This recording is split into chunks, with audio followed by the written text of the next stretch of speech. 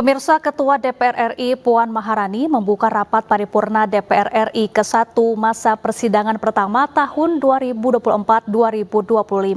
Dalam pidatonya, Puan mengingatkan bahwa APBN berasal dari uang rakyat, sehingga harus dimanfaatkan sebesar-besarnya untuk rakyat.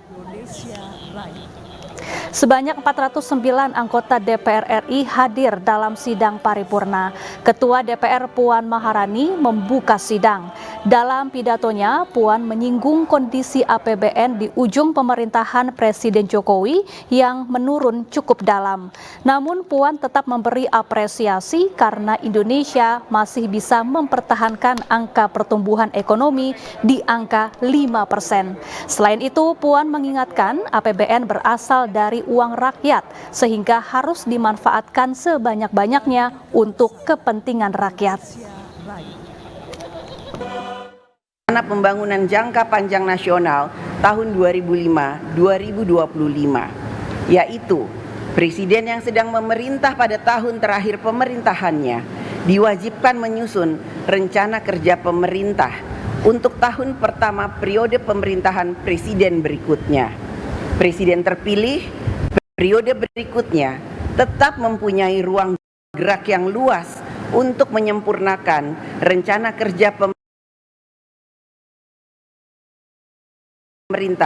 dan APBN pada tahun pertama pemerintahannya melalui mekanisme perubahan APBN atau APBNP.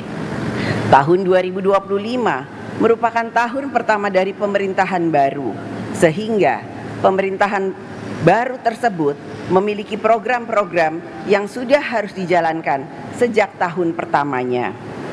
Oleh karena itu, di dalam pembahasan kerangka ekonomi makro dan pokok-pokok kebijakan fiskal APBN tahun 2025, DPR RI dan pemerintah bersepakat untuk tetap memberikan ruang yang seluas-luasnya bagi pemerintahan yang baru dalam menjalankan program kerjanya di tahun 2025.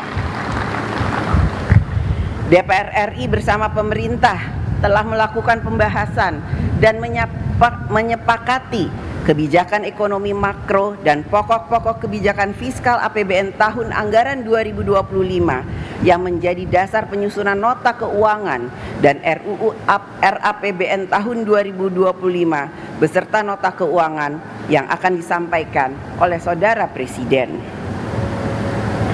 Dana APBN berasal dari uang rakyat.